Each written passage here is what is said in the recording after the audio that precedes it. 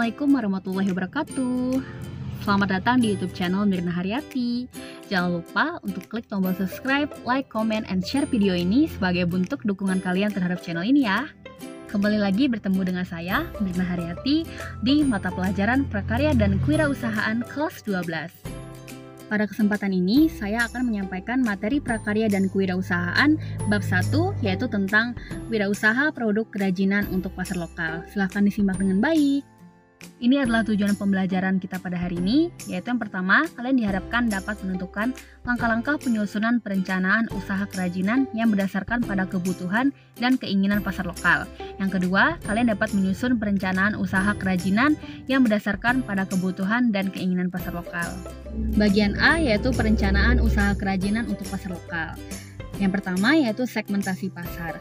Nah, berdasarkan luasnya, pasar itu dapat dibedakan menjadi pasar lokal, pasar nasional, dan pasar global atau pasar internasional.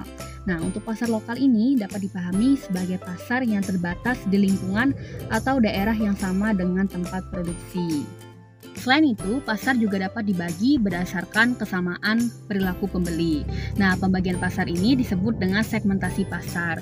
Segmentasi pasar sasaran itu dapat dibedakan secara geografis atau sesuai dengan tempat, dan secara demografis itu sesuai dengan usia, gender, bangsa, etnis, pekerjaan, tingkat ekonomi, dan secara psikografis itu berdasarkan karakter kelas sosial, gaya hidup, dan kepribadian. Nah, pasar sasaran yang berbeda memiliki kebutuhan, keinginan, selera, dan daya beli yang berbeda pula. Kebutuhan dan keinginan dari suatu daerah biasanya juga berbeda dengan daerah yang lainnya. Nah, kebutuhan ini juga dipengaruhi oleh kondisi lingkungan. Misalkan, daerah yang bersuhu rendah itu menyebabkan orang-orangnya membutuhkan penghangat. Sebaliknya, bila suhu tinggi akan dibutuhkan penyejuk. Misalnya, kerajinan kipas, seperti yang sering kita temukan di pasar-pasar tradisional. Itu kan ada kan yang kipas tangan dari purun itu. Nah, itu salah satu contohnya. Kebutuhan juga dapat dipengaruhi oleh kegiatan. Misalnya, kegiatan membawa barang membuat orang memiliki kebutuhan akan alat bawa. Mungkin kayak dulu misalkan kita lebih sering kalau membawa sesuatu itu dibuat semua dalam tas ransel misalkan ya. Kayak kita yang sekolah nih, misalkan dibuat sepenuh-penuhnya dalam tas. Tapi kan seiring berjalannya waktu sekarang ada yang namanya tote bag. Jadi kan sebagian kalau kita nggak mau berat ya dibuat dalam tote bag itu. Nah, itu salah satu contoh kecilnya. Selain itu, kebutuhan akan suatu produk itu juga dapat disebabkan karena kebiasaan atau budaya. Misalkan, kebiasaan memberi hadiah atau oleh-oleh kepada orang lain itu biasanya akan membuat munculnya kebutuhan akan produk yang unik atau khas daerah tertentu. Misalkan, kalau kita ke Banjarmasin misalkan, itu kan khas oleh-oleh yang unik itu kan kalau dari misalkan kain itu sasirangan. Terus kalau misalkan di Barabai itu yang unik adalah apam barabainya. Kalau misalkan di mana lagi ya, di Kandangan itu adalah ketupat kandangannya. Terus kalau misalkan kita di Barsel itu biasanya batik, dan batik kita Barsel ini adalah burung paragum dan kantong semar. Terus masih banyak lagi contoh-contoh yang lainnya. Pada prinsipnya, pasar itu terjadi karena adanya permintaan dari pembeli dan penawaran dari penjual. Nah, potensi pasar itu dapat diketahui melalui dua pendekatan, yaitu pendekatan permintaan dan pendekatan penawaran. Pendekatan permintaan ini adalah dengan mencari tahu kebutuhan dari pasar sasaran, sedangkan pendekatan penawaran itu mengandalkan pada kemampuan wirausahawan membentuk produk inovatif. Nah, kedua pendekatan ini dapat digunakan untuk mengenali potensi pasar. Nah, untuk kebutuhan pasar lokal itu dapat diketahui dengan melakukan pengamatan terhadap sasaran. Misalnya seperti yang telah Ibu jelaskan tadi, untuk menggali kebutuhan pasar sasaran siswa harian aja nih, yang tiap hari ke sekolah, yang sering bawa banyak buku nih misalkan. Nah, itu kan berarti mereka perlu suatu tas atau jinjingan untuk membuat perlengkapan atau kebutuhan-kebutuhan siswa tersebut. Nah, bentuk, ukuran, dan warna dari tas itu maksudnya itu harus sesuai dengan selera para siswa. Gak mungkin kan kita bikin tas tapi yang kayak bakul. Kan paling mungkin ada siswa-siswanya aja mungkin ya yang mau pakai kayak gitu. Tapi kan rata-rata gak mau, karena kan kalau misalkan pakai bakul atau yang sangat-sangat lookingnya sangat tradisional, itu biasanya kurang menarik selera mereka, karena kan mereka kan maunya yang ya yang sesuai dengan umur mereka. Contohnya kayak sekarang yang ada tote bag, yang saat ini sedang tren kan tote bag itu, ya enggak? Semuanya, bahkan bukan hanya siswa-siswi aja, semua kalangan juga senang menggunakan tote bag kayak gitu. Nah, itu tadi dengan cara melalui pengamatan. Nah, ada lagi cara lainnya, yaitu dengan mewawancarai pasar sasaran untuk mengetahui kebutuhan dan selera mereka. Itu biasanya dengan menyebarkan kuesioner atau angket, bisa seperti itu. Ide pengembangan produk kerajinan untuk pasar lokal itu juga dapat diperoleh dengan mengenali kebiasaan di daerah setempat. Misalnya, kebiasaan melepas alas kaki saat masuk dalam rumah, otomatis kan kita perlu inovasi dari rak sepatu. Nah, kalau misalkan untuk perempuannya, misalkan tempat menaruh jilbab, terus tempat kosmetik dan sebagainya. Masih banyak lagi ya ide-ide yang dapat dikembangkan berdasarkan kebiasaan-kebiasaan kita atau berdasarkan kebiasaan daerah setempat.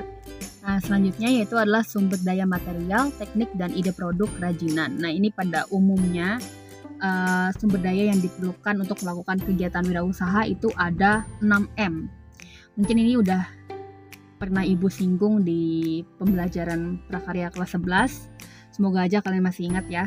Itu ada 6, disebutnya dengan 6M, yaitu yang pertama ada manusia atau man, terus ada money atau uang, yang ketiga ada material, bahan, machine, peralatan, method, itu cara kerja, dan terakhir adalah market, pasarnya. Nah, untuk sumber daya usaha yang dibutuhkan untuk wirausaha kerajinan itu adalah bahan baku atau material, terus teknik dan alat, serta keterampilan.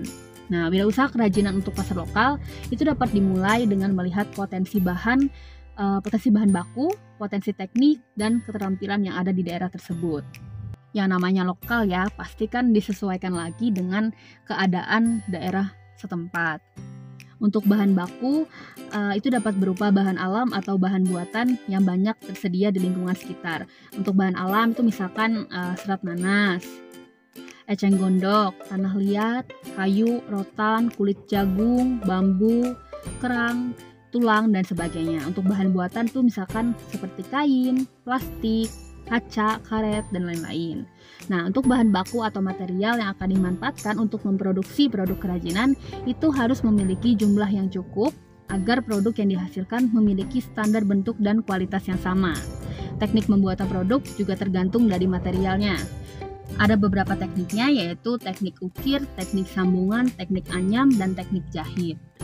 Untuk kegiatan wirausaha itu sendiri terbagi menjadi 3 tahapan, yaitu yang pertama, tahapan persiapan organisasi dan perencanaan produksi atau biasanya disebut dengan R&D atau Research and Development. Nah, itu ada beberapa tahapan juga di dalamnya. Yang pertama, misalkan pembentukan organisasi dan pembagian tugas, lalu menetapkan target dan strategi, membuat jadwal kegiatan, menetapkan biaya produksi dan harga jual, harga pembiayaan, serta alur keuangan. Itu yang biasanya dilakukan di tahapan pertama ini. Lalu untuk tahapan kedua, yaitu tahapan produksi hingga penjualan atau tahapan production and distribution. Itu di dalamnya misalkan dari melakukan produksi, melakukan quality control, terus melakukan pengemasan, hingga melakukan promosi, penjualan, dan distribusi. Lalu untuk tahapan ketiga, yaitu tahapan evaluasi, yang mana di situ memuat evaluasi kinerja dan keuangan, penyusunan laporan evaluasi, dan sebagainya. Untuk tahapan evaluasi ini, itu bertujuan untuk mengetahui kekurangan dan melakukan perencanaan perbaikan agar wirausaha dapat berkembang menjadi lebih baik lagi. Nah, proses evaluasi dapat menggunakan metode analisis SWOT. Ini kalau tidak salah juga pernah Ibu singgung di kelas 11 analisis SWOT ini. Semoga kalian masih ingat ya. Jadi analisis SWOT itu yaitu dengan cara menguraikan kekuatan, strength, kelemahan, weakness, peluang, opportunities, dan ancaman dari luar, itu threats, dari produk kerajinan yang telah dibuat. Proses produksinya bagaimana, proses pemasaran dan distribusinya, serta pasar sasarannya seperti apa. Itu yang dimaksud dengan analisis SWOT. Nah, dalam perancangan produk itu harus didasari beberapa faktor pertimbangan, yaitu yang pertama adalah fungsi produk, pengguna produk, material, teknik pembuatan, nilai estetis, dan harga jual. Selanjutnya yaitu bagian B, yaitu perancangan dan produksi kerajinan untuk pasar lokal. Ada beberapa yang harus diperhatikan dalam perancangan dan produksi produk ini, yaitu yang pertama, yaitu mencari ide produk dengan curah pendapat atau disebut dengan brainstorming. Nah, pada proses brainstorming ini, semua anggota kelompok, semua pegawai yang terlibat itu bebas menyampaikan ide-idenya masing-masing, menyampaikan pendapatnya masing-masing. Bahkan yang ide yang tidak masuk akal sekalipun tetap harus diberikan kesempatan untuk disampaikan di dalam proses brainstorming itu. Ide-ide yang disampaikan tadilah yang akan dituangkan ke dalam sketsa. Nah, pada intinya kunci sukses dari tahap brainstorming ini adalah jangan ada perasaan takut salah. Maksudnya jangan ada keraguan atau ketakutan dalam menyampaikan idenya. Nah, di sini Ibu mengambil contoh sketsa ide pembuatan rak sepatu.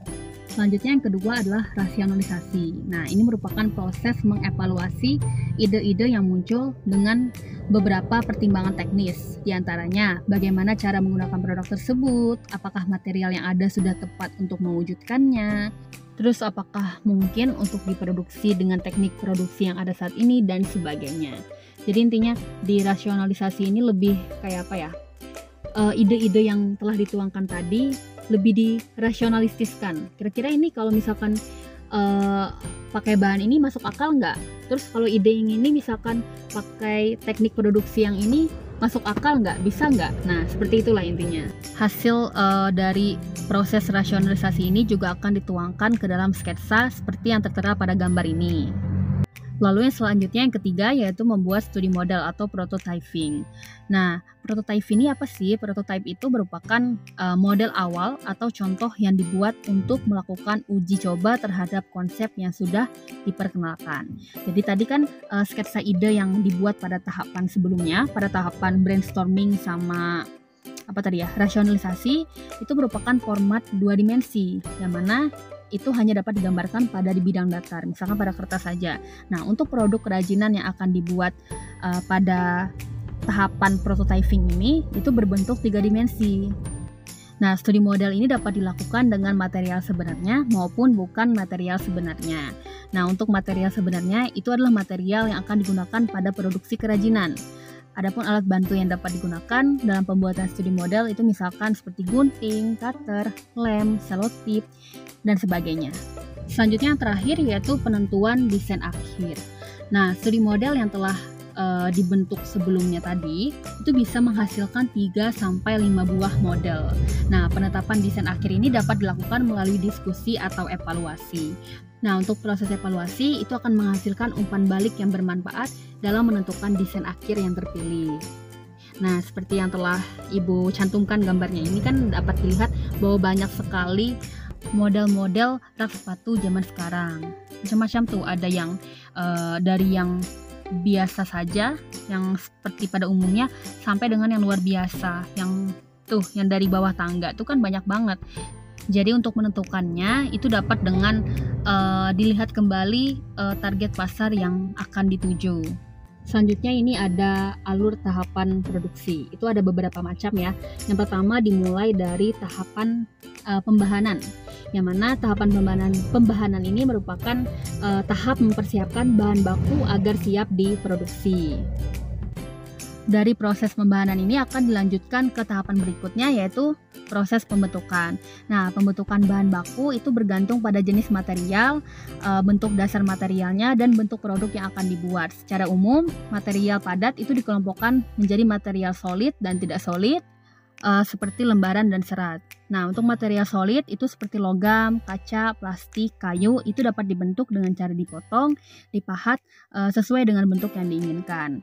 Nah, material solid juga dapat disusun dan direkatkan dengan bantuan lem. Untuk material berupa lembaran atau serat, itu dapat dibentuk dengan cara digunting sesuai bentuk yang diinginkan, dianyam atau dirangkai, atau bisa juga dengan direkatkan dengan bantuan lem. Nah, untuk tahapan berikutnya yaitu adalah tahapan perakitan. Nah, perakitan ini dilakukan apabila produk yang dibuat itu terdiri atas beberapa bagian. Nah, perakitan itu dapat memanfaatkan bahan pendukung seperti lem, paku, benang, tali, dan sebagainya. Setelah tahapan perakitan akan masuk ke tahapan terakhir, yaitu tahapan finishing. Finishing ini dilakukan sebagai tahap terakhir sebelum produk tersebut dimasukkan ke dalam kemasan. Finishing dapat berupa penghalusan atau pelapisan permukaan. Nah, penghalusan yang dilakukan diantaranya penghalusan permukaan kayu dengan menggunakan amplas atau menghilangkan lem yang tersisa pada permukaan produk. Finishing juga dapat berupa pelapisan permukaan atau pewarnaan agar produk yang dibuat lebih awet dan lebih menarik. Selanjutnya yaitu metode produksi dan keselamatan kerja. Nah, untuk produksi itu dapat dilakukan dengan metode tradisional atau metode modern. Nah, pada metode tradisional itu satu orang biasanya melakukan setiap tahapan produksi. Sedangkan pada tahapan modern itu satu orang hanya melakukan satu tahap produksi. Nah, untuk metode modern ini biasanya sering disebut dengan metode ban berjalan karena metode ini serupa dengan kegiatan produksi di pabrik yang menggunakan mesin ban berjalan atau conveyor. Tentunya pemanfaatan metode modern ini lebih efisien dalam penggunaan waktu, sehingga sesuai untuk produksi dalam jumlah yang banyak. Adapun untuk metode tradisional, itu kurang tepat digunakan untuk produksi dalam jumlah banyak, karena produk yang dihasilkan akan sulit untuk mencapai standar bentuk yang sama, mengingat setiap orang memiliki cara yang berbeda dalam membuat produk, sehingga detail bentuk produk yang dihasilkan akan berbeda pula. Pada intinya, pemanfaatan metode produksi dan pengaturan alur produksi ini juga akan mempengaruhi kualitas produk dan kelancaran proses produksi. Selanjutnya, hal terpenting dalam proses kelancaran produksi yaitu juga ditentukan oleh cara kerja yang memperhatikan K3. Apa itu K3? K3 itu adalah kesehatan dan keselamatan kerja. Nah, upaya menjaga kesehatan dan keselamatan kerja ini dibuat berdasarkan bahan, alat, dan proses produksi yang digunakan. Misalkan, proses pembahanan dan pembentukan material solid itu biasanya seringkali menghasilkan sisa potongan atau debu yang dapat melukai bagian tubuh karyawannya. Maka dibutuhkan alat keselamatan kerja berupa kacamata pelindung dan masker. Adapun pada proses pembahanan dan finishing, apabila menggunakan bahan kimia yang dapat berbahaya bagi kulit dan pernapasan, maka karyawannya harus menggunakan sarung tangan dan masker.